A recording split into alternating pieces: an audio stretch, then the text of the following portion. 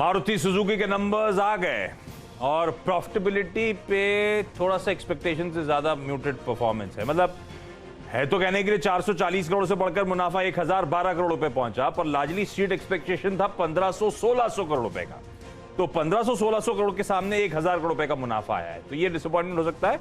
और पिछले साल जिससे कंपेयर कर रहे हैं बेस छोटा था, वो कोविड टाइम्स थे, इसीलिए आप इतना अच्छा ग्रोथ, इसलिए अनुमान के आंकड़े से देखिए ज्यादा बेहतर है। तो अनुमान अच्छा, रेवेन्यूज का तो ऑलमोस्ट इन लाइन है। 26,550 करोड़ की आय, 26,100 करोड़ रुपए का हमारा एक्सपेक्टेशन, यानी कि आय जैसे एक्सपेक्टेड था 45% के आसपास बढ़ेगी, 45% का रेवेन्यू में उछाल।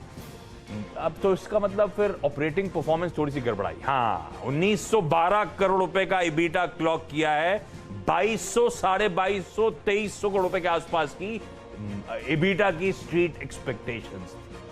तो मार्जिन जो है 7.2% पे आए, एक्सपेक्टेशंस थी 8.6% की। तो ऑपरेशनली थोड़ा सा ठंडा हो गया। रेवेन्यूज तो जस्ट इन लाइन है जैसा हमने बिल्कुल सोचा था, क्योंकि वॉल्यूम्स के आंकड़े पता थे हमको। साल दर साल इस क्वार्टर में वॉल्यूम्स 32% बढ़े थे। ये कंपनीज अपने बिक्री के आंकड़े रिपोर्ट करती है हर मंथ, तो पता था सबको 32%। उसमें प्राइस हाइक्स भी इन्होंने मेंशन कर रखे थे ऑलरेडी, हमें पता था प्राइस हाइक्स लेने। तो रेवेन्यूज तो स्ट्रीट का कैलकुलेशन सही बैठा। पिछले क्वार्टर मार्जिन्स में तगड़ा इंप्रूवमेंट था और उसके बाद एक्सपेक्टेशंस थी कि इंप्रूवमेंट ऐसे ही कंटिन्यू होगा, वो नहीं हुआ है। Q on Q margins blip है, ईयर ऑन ईयर भी जो एक्सपेक्टेशन थे उससे कम मार्जिन्स में उछाल देखने को मिल रहा है। इसीलिए मारुति ठीक है फ्लैटिश इस समय ट्रेड करता हुआ आपको नजर आएगा। मार्जिन्स में इंप्रूवमेंट लार्जली इसलिए एक्सपेक्टेड था कि भाई जब सेमीकंडक्टर इश्यूज थोड़े से रिजॉल्व हो रहे हैं, सप्लाई चेन कॉन्स्ट्रेंट्स कम हो रही हैं, तो ऑपरेटिंग लिवरेज किक इन होगा। और डिस्काउंटिंग ऐसा इस बीच में मार्केट प्लेस में रिड्यूस हो रही थी, प्राइस हाइक्स ले रहे थे, इसलिए एक्सपेक्टेड था मार्जिन्स में इंप्रूवमेंट। लेकिन जैसा इंप्रूवमेंट एक्सपेक्टेड था उतना नहीं आया है। तो मारुति इस समय आधे % के आसपास के दबाव के साथ ट्रेड करता हुआ। मानस जरा मारुति का चार्ट देख के बताइए भाई। नंबर्स ठीक है, ऑपरेशनली थोड़े से सबड्यूड हैं, जो स्ट्रीट एक्सपेक्ट करता है उससे थोड़ा सा डिसअपॉइंटमेंट। पर स्टॉक कैसा प्लेस्ड? देखिए डिसअपॉइंट तो किया स्टॉक ने, क्योंकि 20 डे मूविंग एवरेज के नीचे पिछले 2 सेशन से मारुति ट्रेड कर रहा है। और मेरा समझना यह है कि अब जो एक बहुत इंपॉर्टेंट सपोर्ट है 8460 के आसपास, अगर वो ब्रीच हो गए तब तो आपको अपनी लॉन्ग पोजीशन से निकलना पड़ेगा, क्योंकि 8460 के बाद स्टॉक करेक्ट हो सकता है और शायद हमें 8150 तक के स्तर देखने को मिल जाएंगे। इसलिए कॉशियस रहिए, 8450 का स्टॉप लॉस जरूर रखिए। खरीदारी केवल और केवल 8640 के ऊपर करेंगे।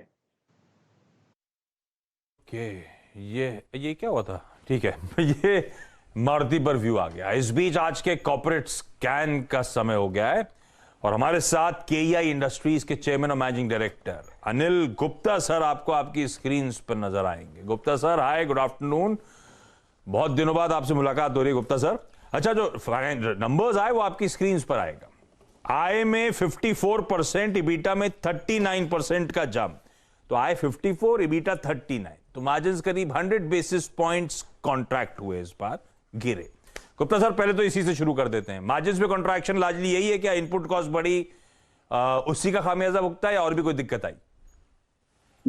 देखिए, इनपुट कॉस्ट से मार्जिन पे इम्पैक्ट नहीं आया। जो एक्सपेंडिचर है वो वापस प्री कोविड लेवल के ऊपर आ गया है। जो लास्ट ईयर अगर आप देखें April to June, because of the covid lot of advertising and traveling was restricted, so and some other expenditures were also not there, but this has now been corrected and उसका ये impact है। दूसरा कुछ थोड़ा बहुत impact जो है shipping costs का है, because जो freight costs order लेते वक्त कंसीव की थी, जब actual माल dispatch हुआ तो उसमें transportation and shipping cost कुछ बढ़ गई, because आपको जानते हैं कि sea freight वगैरह काफी बढ़े हैं, तो उसी का मार्जिनल इंपैक्ट जो है मार्जिन्स के ऊपर आया है।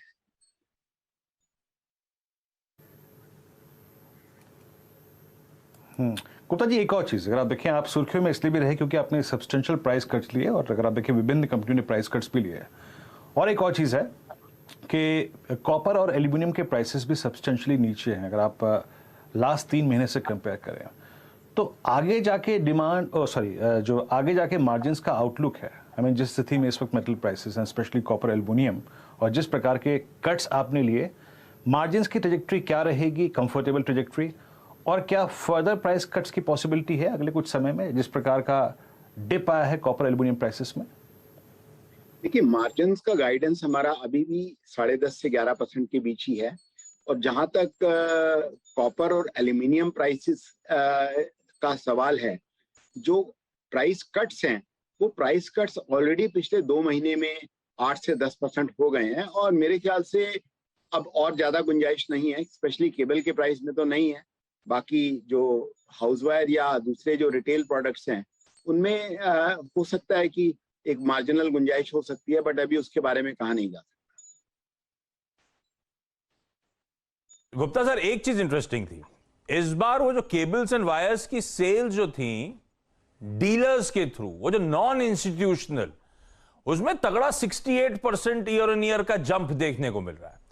अब एजम्पशन ये है कि नॉन इंस्टीट्यूशनल सेल्स यानी कि बेहतर मार्जिन्स, बेहतर प्रोफाइल आप लोग कमांड करते होगे, तो ये हुआ, ये अप ट्रेंड जो अब देखने को मिल रहा है, ये लाइकली एक कंटिन्यू होगा क्या? और institutional versus non institutional margin differential कितने एंजॉय करते हो आप लोग?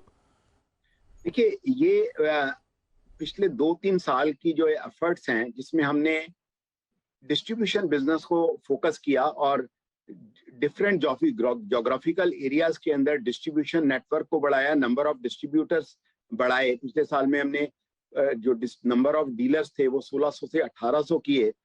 तो ये उसका नतीजा है कि फोकस का नतीजा है कि हम की काफी सेल मिक्स में जो B2C की जो प्रोपोर्शन है वो हम 42% पे ले आए हैं। और हमारा जो ट्रेजेक्ट्री है या आगे जो गोल है वो है ये कि 50% ऑफ द टर्नओवर वो B2C से आए और 50% जो है जो B2B जो इंस्टीट्यूशनल सेल है उससे आए। तो ये हमारा फोकस है।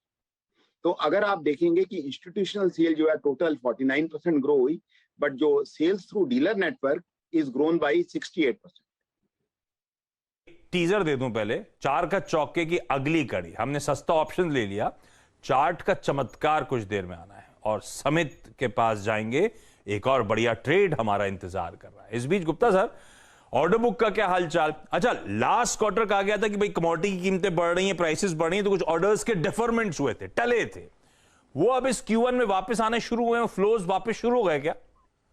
बिल्कुल जी, ऑर्डर फ्लो काफी स्ट्रांग है, बिकॉज जो कॉन्ट्रैक्टर्स वेट कर रहे थे प्राइसेस को करेक्शन का, तो वो करेक्शन हो गई है एंड वो वापस मार्केट में आ गए हैं।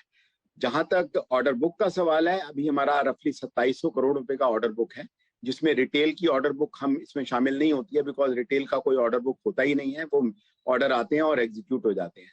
तो अच्छी ऑर्डर बुक है और आगे जो इंक्वायरी फ्लो है वो भी काफी स्ट्रांग है। तो मुझे लगता है कि जो हमारा 16-17% ग्रोथ का जो टारगेट है इस साल में, वो हम सेम अभी भी मेंटेन करते हैं। Gupta sir, thank you so much जुड़ने के लिए। गुप्ता सर का कन्विक्शन बिजनेस आउटलुक को लेकर जस के तस बना हुआ है।